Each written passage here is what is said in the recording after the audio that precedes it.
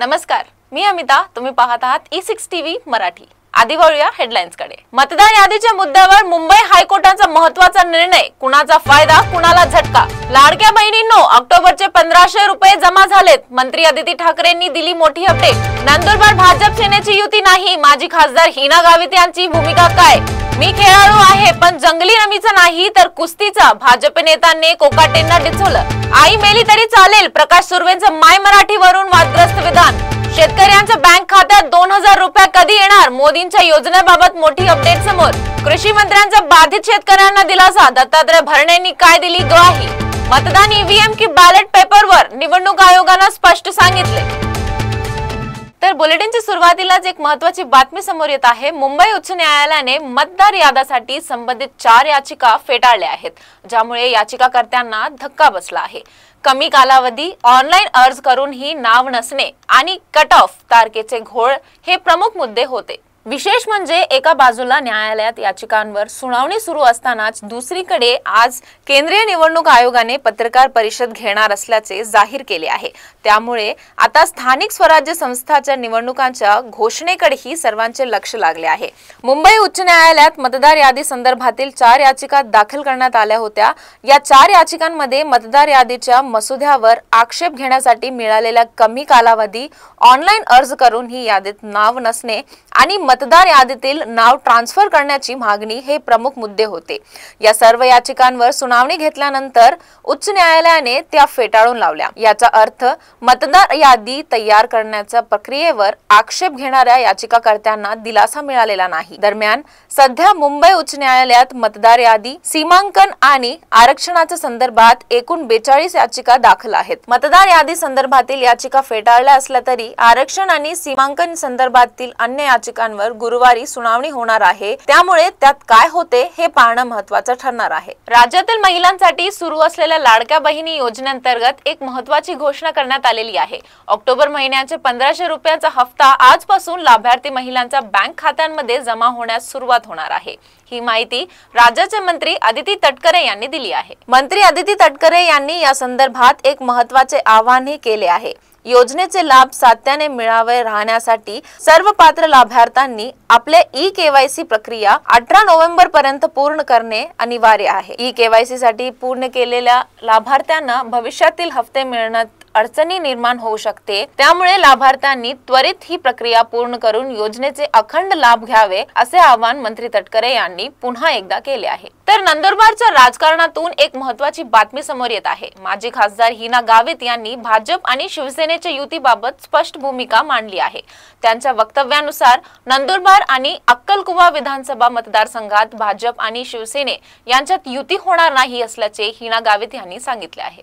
हिना गावित यांनी या संदर्भात बोलताना सांगितले की जिल्ह्यात भाजप आणि शिवसेनेत स्थानिक पातळीवर वाद आहेत. यामुळेच युती होणे शक्य नाही. गावित यांनी हे देखील स्पष्ट केले की त्यांच्या नेत्यांनी त्यांना स्थानिक परिस्थितीनुसार निर्णय घेण्याचे स्वातंत्र्य दिले आहे. याच सूचनेनुसार नंदुरबार विधानसभा मतदारसंघात युती न करण्याचा निर्णय घेण्यात आला आहे. अक्कलकुवा धडगाव विधानसभा मतदारसंघातही अशीच परिस्थिती आहे. या ठिकाणी भारतीय जनता पार्टीची प्रमुख लढाई शिवसेनेच्या विरोधातच असल्याचं हिना गावित यांनी नमूद केलं आहे. त्यामुळे अक्कलकुवा धडगाव विधानसभा तसेच जिल्हा परिषद आणि पंचायत समितीच्या निवडणुकांमध्ये शिवसेनेसोबत युती होऊ शकत नाही असे गावित यांनी म्हटले आहे. स्थानिक पातळीवरील राजकीय समीकरणे आणि मतभेद पाहता नंदुरबार जिल्ह्यातील या 2 महत्त्वाच्या मतदारसंघांमध्ये भाजप आणि शिवसेना स्वतंत्रपणे निवडणूक लढणार असल्याचे यातून स्पष्ट होते. भाजप नेते उदय सांगळे यांनी माणिकराव कोकाटेवर जोरदार शाब्दिक हल्ला चढवला आहे.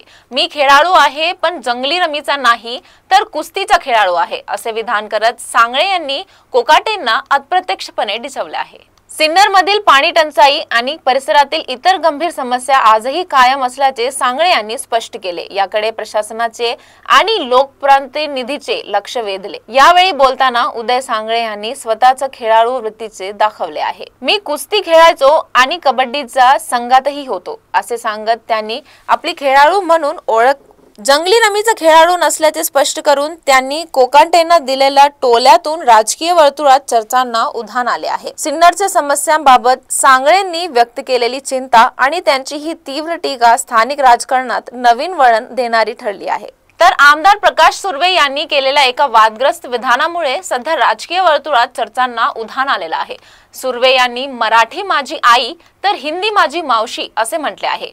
त्यांच्या या विधानाला त्यांनी पुढे नेताना असेही वक्तव्य केले की आई मेली तरी चालेल, मात्र मावशी जगली पाहिजे। प्रकाश सुर्वे यांनी थेट हिंदी मध्ये आपला मुद्दा मांडताना सांगितले कि मैं कहना चाहता हूँ कि मराठी मेरी मातृभूमि मेरी माँ है तो उत्तर भारत मेरी मौसी है। अरे एक बार माँ मर गई तो चलेगी, लेकिन मौसी मरना नहीं चाहिए, क्योंकि मौसी ज्यादा प्यार करती है। तो माँ से ज्यादा प्यार आपने मुझे दिया है, तो यही प्यार मेरे साथियों के लिए भी बरकरार। या वादग्रस्त वक्तव्यामुळे महाराष्ट्राच्या राजकारणात तीव्र प्रतिक्रिया उमटायची शक्यता आहे। मराठी भाषेच्या अस्मितेबाबत संवेदनशील असलेल्या राज्यात असे विधान करणे अनेक स्तरांवर चर्चेंना आणि टीकेचा विषय बनला आहे। या वक्तव्यामुळे विविध राजकीय पक्ष आणि संघटनांकडून प्रतिक्रिया अपेक्षित आहे, ज्यामुळे आगामी काळात हा मुद्दा अधिक गाजण्याची शक्यता आहे। पंतप्रधान शेतकरी सन्मान निधी योजनेअंतर्गत शेतकऱ्यांना 2000 रुपये दिले जातात। या योजनेचे 21वा हप्ता कधी मिळणार असे विचारले जात आहे। याबाबतची महत्त्वाची माहिती आता समोर आली आहे। पीएम शेतकरी सन्मान निधी योजनेचा 21वा हप्ता शेतकऱ्यांच्या बँक खात्यांवर कधी जमा होणार याची शेतकरी आतुरतेने वाट पाहत आहेत। या योजनेअंतर्गत शेतकऱ्यांना 2000 रुपयांची आर्थिक मदत केली जाते। सरकारने स्पष्ट केल्यानुसार ई-केवायसी आणि फार्मर आयडी असल्याशिवाय शेतकऱ्यांना पीएम शेतकरी सन्मान निधीचे 2000 रुपये मिळणार नाहीत। त्यामुळे या दोन गोष्टी लवकरात लवकर पूर्ण करून घ्याव्यात असे आवाहन केले जात आहे। त्यामुळे 8 नोव्हेंबर पर्यंत शेतकऱ्यांना या योजनेच्या 21व्या हप्त्यासाठी वाट पाहावी लागण्याची शक्यता आहे। 8 नोव्हेंबर नंतरच पीएम शेतकरी सन्मान निधी योजनेच्या 21व्या हप्त्याची 2000 रुपये मिळू शकतात अशी शक्यता व्यक्त केली जात आहे। कृषी मंत्री दत्तात्रय भरणे यांनी नुकताच झालेल्या अतिवृष्टीमुळे बाधित झालेल्या शेतकऱ्यांना लवकरच मदत मिळण्याची आश्वासन दिले आहे। येत्या 8 ते 10 दिवसात शेतकऱ्यांच्या खात्यात नुकसान भरपाईची रक्कम जमा होईल अशी माहिती त्यांनी दिली आहे। मुख्यमंत्री देवेंद्र फडणवीस, उपमुख्यमंत्री एकनाथ शिंदे आणि अजित पवार यांच्या नेतृत्वाखालील राज्य सरकारने अतिवृष्टीग्रस्तांसाठी 11,000 कोटी रुपयांचे पॅकेज जाहीर केले आहे। पिकांचे नुकसान, माती वाहून जाणे, पशुधन हानी आणि घरांची पडझड यासह विविध प्रकारच्या नुकसानाचे पंचनामे करण्याचे काम युद्ध पातळीवर सुरू असून ते जवळपास पूर्ण झाले आहे। उर्वरित नुकसानीचे सर्वेक्षणही वेगाने पूर्ण केले जाईल। राज्य सरकार शेतकऱ्यांच्या पाठीशी असून त्यांना तात्काळ दिलासा देण्यास कटिबद्ध आहे असे भरणे यांनी नमूद केले। तर महाराष्ट्र राज्य निवडणूक आयोगाने 42 नगरपंचायती आणि 246 नगर परिषदांच्या निवडणुकांसाठी सज्जता दर्शवली आहे। यामध्ये 6859 सदस्य आणि 288 अध्यक्षांची निवड होणार आहे। अंतिम मतदार यादी 31 ऑक्टोबर 2025 रोजी प्रसिद्ध झाली असून मतदान केंद्र निहाय मतदार याद्या 7 नोव्हेंबर 2025 रोजी जाहीर केल्या जातील। या निवडणुकांमध्ये एकूण 1,07,03,500 मतदार आपल्या मतदानाचा हक्क बजावतील, ज्यासाठी 13,355 मतदान केंद्राची व्यवस्था करण्यात आली आहे। निवडणुका पूर्णपणे इलेक्ट्रिक मतदान यंत्राद्वारे घेणार आहे। उमेदवारांसाठी नामनिर्देशन प्रक्रिया आयोगाच्या संकेतस्थळावर ऑनलाईन पद्धतीने स्वीकारला जाईल। उमेदवारांना जात वैधता प्रमाणपत्राची आवश्यकता असून ते नसल्यास अर्ज केल्याची पावती सादर करून 6 महिन्यात प्रमाणपत्र देण्याची शक्यता आहे। तर ह्या होत्या आजच्या बातम्या। पुन्हा उद्या भेटू, तोपर्यंत पाहत रहा E6 TV मराठी।